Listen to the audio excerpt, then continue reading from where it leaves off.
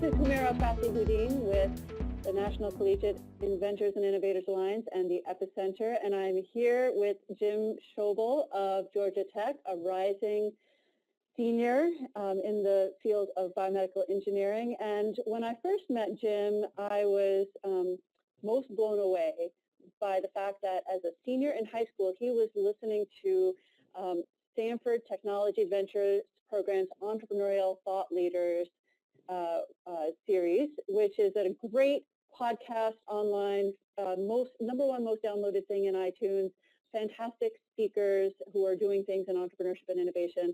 And I thought, wow, Jim really understands that this is a great tool and opportunity. And I thought, I need to learn more about him and what he's doing on the campus. So Jim, tell me about entering as a freshman and sophomore the Georgia Tech community and being a budding biomedical engineer and finding your way as a young inventor and innovator wanting to, do entrepreneurial things.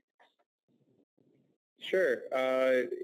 Just like you said, it goes back to my high school days. I listened to a lot of entrepreneurial podcasts and just I was fascinated with the whole process of creating a company just from all these perspectives. And I noticed that the people who are creating companies have a very strong passion for what they're doing.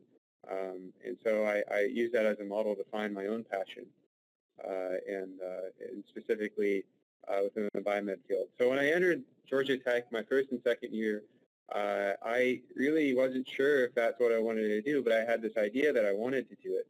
And so I took an entry-level class in biomedical engineering called it's Introduction to, I guess it was the first introductory class at Georgia Tech. It works out in a problems-based learning format, and I really enjoyed solving open-ended problems. We had multiple projects that we did. One was tibial stress fractures, and we went and published papers regarding running barefoot versus with shoes, and just the concept of coming up with a model to solve that problem of does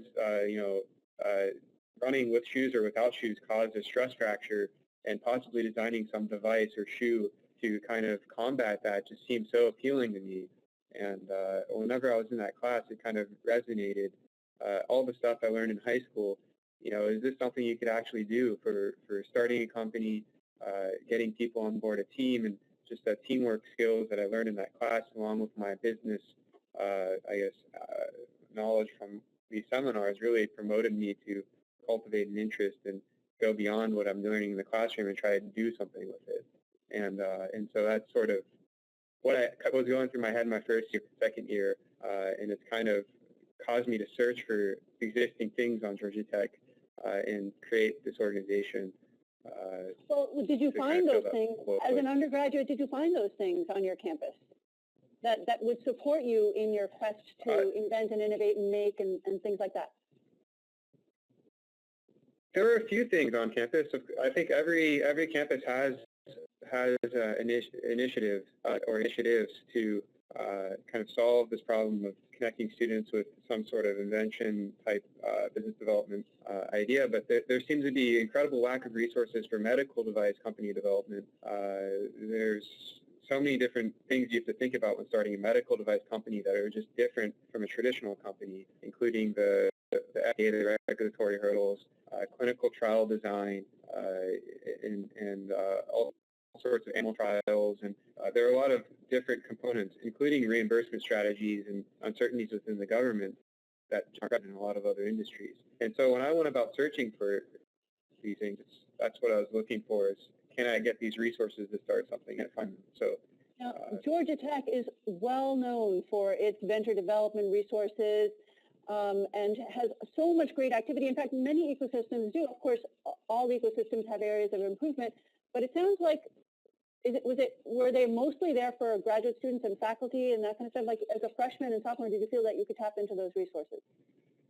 I think that was probably the biggest issue is that a lot of these resources I felt weren't very accessible. I would try to look for entrepreneurs and other entities, and they were tailored towards graduate student or faculty design competitions.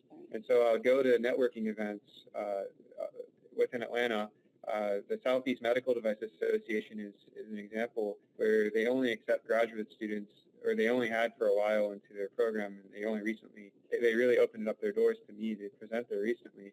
And it was really hard for me to just go to those events because I didn't know anybody within these professional organizations other than my parents, my dad, who's a regulatory consultant, and other students really didn't have access to them. And so I found that the biggest barrier was just access to network and resources relating to medical device or early stage medical device development. And so there's kind of a need to develop an entity to create, a new hub or entrepreneurial ecosystem to centralize these resources and specifically give to students.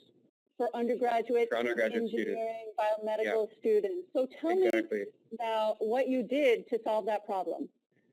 So the organization that I came up with, the idea was, it's called the Medical Device Entrepreneurship Association.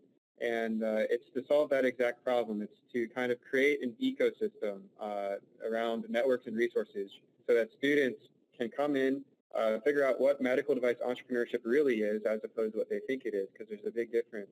After you go to fourth year or whatever, you figure out there's all these other things that go into it. And then kind of connect with entrepreneurs who have been there and done that to kind of mentor students through this process and just give them an idea of what it's like. And then also provide resource structure so that if students want to pursue designing a device or whatnot, you can go and find those resources and designing it. The Invention Studio at Georgia Tech is a great example of that. And we've gone down and they have machine shops, tools, prototyping, machining tools that you can just go in there and make something and you can get something out of it. And there's all sorts of other things we've been doing to kind of promote that centralized entity so students feel more comfortable interacting with other students their age and solving common problems. So it's pretty interesting. So thus far, how many students would you say you've engaged by way of this undergraduate, freshman, sophomore-oriented biomedical engineering club, MDEA as you refer to it? And I'm hearing making design teams, talks by entrepreneurs. How many students have you engaged in all of this activity, say, since its inception? So we started our organization about a year ago. It took us about 6 months or so to develop a sustainable model, get the networks and resources that are applicable to students within our organization to create those events. And so a lot of the early stage was within our executive board, which is about 12 or so students. And then we just recently hosted a networking session where 4 entrepreneurs came out and talked to students in a roundtable discussion. And they rotated around these tables so that students can get perspectives from these medical entrepreneurs who have been there and done that. So when we presented that event, about 28 or so students came out that weren't affiliated. So I'd say, that's a good estimate, but we're expanding pretty rapidly. And we're trying to get more students engaged in the design side of things going to the next year. So so we can have kind of follow up with those networking events so students can now go on these design events afterward, after they speak to these entrepreneurs if that's what they want to do. And you're around for another year, senior, so you're pulling up through the early years, a succession plan so that the club will continue on and serve that entire span of undergraduates. Exactly, and we recently recruited 2 co-presidents to kind of follow on what we started next year that were previous officers, and they've done a great job in recruiting a new executive board and sustaining what we've done. So I'm really excited to see this move forward, and my role is to kind of extend this model to other schools because I think it could really help other schools in various ways. And all the resources we've put up online for other people to download if they find it useful, and just really trying to make an open source model so that if anyone else finds it useful, they can just go down and see all the resources we have. We have PowerPoints, we have constitutions, we have funding, and things we've already done that we've written for funding within our school. And I think those sorts of things can really help other students at other schools trying to do something similar. Well, it's a great gift to the student ambassador community, and I will make sure that biomedical engineering student ambassadors and student ambassadors who have biomedical engineering counterparts gain access to those tools and materials, and we'll do what we can to help, because I think it's a phenomenal model, and I'd love to help you expand it. So thank you. And before we leave, just give me the website Awesome. address where they can find those tools, or at least get started, so that people know how they can find out more. Yeah, sure. So our website is gtmdea.org, and where you can find an expansion package and resources is on a particular page of that website, and I'll give you that address.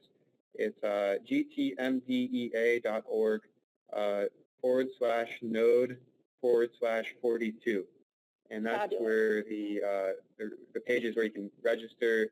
We're having Google Hangouts for other schools if they want to start chapters or engage in some way. You don't have to start a chapter. We're just trying to get a community going and talking across schools. So if you are involved in that way, just pop me an email at jim. My last name schwoedel @gmail.com, and I'll be happy to respond in any way. So thank you, Jim. thanks so much for having me. I enjoyed this. So.